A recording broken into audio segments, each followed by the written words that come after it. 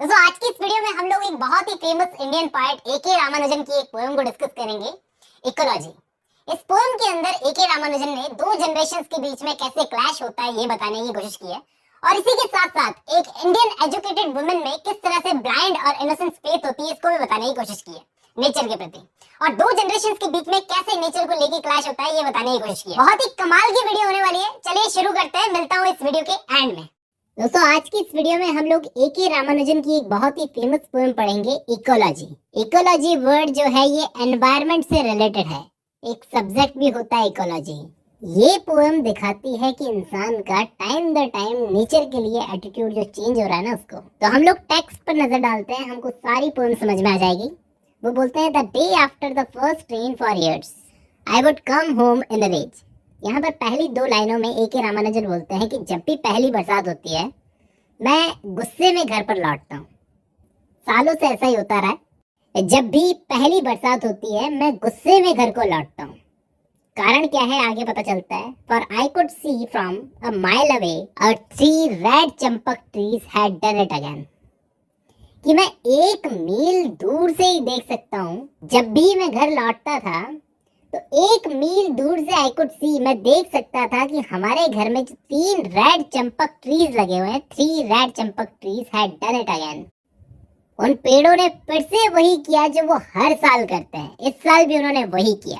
क्या किया हमें आगे पता चलता है। यहाँ पर गुस्से की वजह साफ नहीं हो रही है, आगे वाली लाइंस में साफ होगी। आगे रामानुजन बोलते हैं, had burst into flower and given mother her first blinding migraine of the season.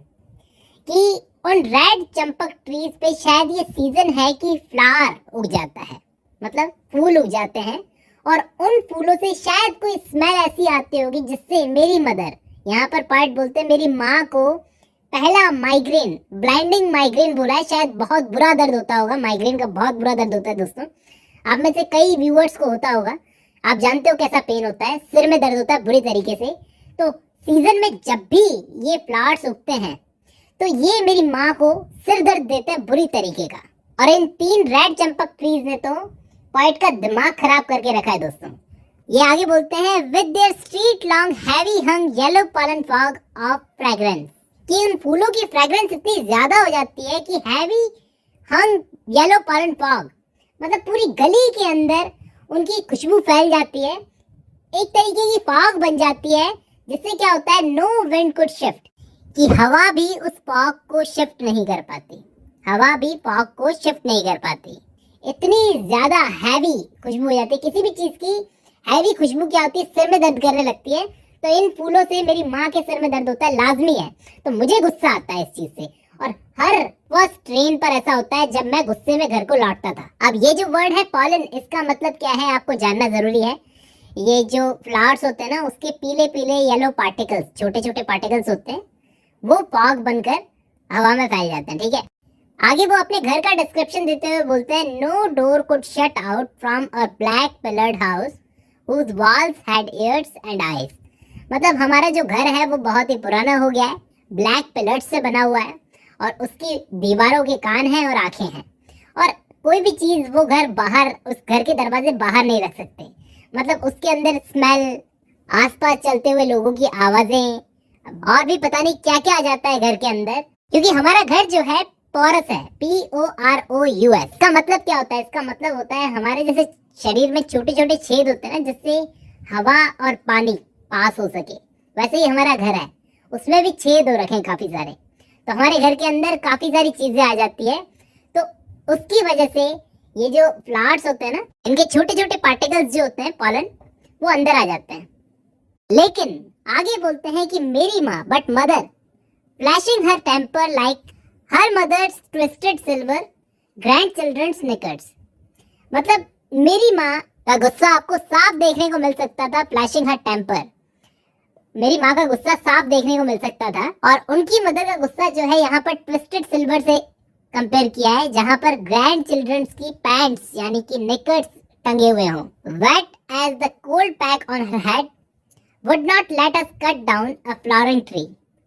और ये बात तो पक्की है कि मैं अगर अपनी माँ से ये पेड़ काटने के लिए कहूँगा तो वो मुझे ये पेड़ काटने नहीं देगी। वो परेशान है माइग्रेन का दर्द भी होता है, लेकिन फिर भी वो इस पेड़ को काटने की परमिशन बिल्कुल नहीं देगी। यहाँ पर पोएट कहते हैं कि मेरी मदर का मानना यह है कि किसी इंसान ने इस पेड़ को नहीं लगाया। अब ये पेड़ किसी इंसान ने नहीं लगाया।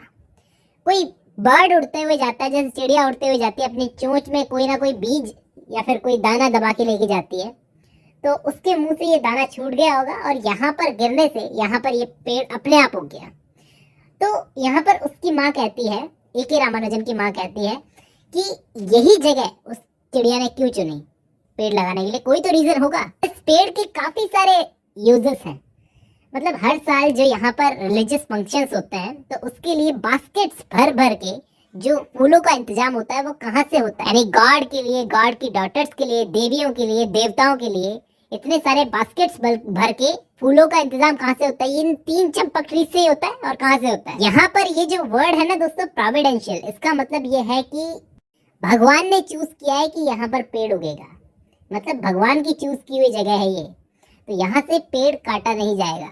आखिरी की लाइन यहाँ पर ए.के. रामानुजन एक आयरनी से खत्म करते हैं। वो बोलते हैं, and for the line of cousins डर ऑफ माइग्रेन्स इन सीजन। जिस तरीके से जनरेशन बाय जनरेशन डॉवरी दी जाती है, मतलब दहेज दिया जाता है, वैसे ही ये माइग्रेन की बीमारी पास होती रहेगी इससे, इस फ्लावर ट्री से। देखो यहाँ पर हमें 2 टाइप के पॉइंट ऑफ व्यू इस पोएम में देखने को मिलते हैं, दोनों ही जनरेशंस के। बेटा जैसे नेचर से कोई खास मतलब नहीं है, और माँ जो अनजाने में नेचर को सपोर्ट कर रही है कि ये ट्री यहीं पर रहना चाहिए, इसको काटा नहीं जाना चाहिए, बल्कि सिर में दर्द तो माँ के ही हो रहा है। यहाँ पे रामानुजन ने बताने की कोशिश की है कि जैसे जैसे जनरेशन गुजरती जाती है, वैसे वैसे हम नेचर से कितना दूर होते जाते हैं। यहाँ पर भी चीज हमारी जनरेशन को यूजलेस लगती है, उसे बस हटा देना चाहते हैं अपनी लाइफ से। मैं उम्मीद करता हूँ आपको ये छोटी सी पोएम समझ में आई होगी दोस्तों। आज की इस वीडियो में बस इतना ही।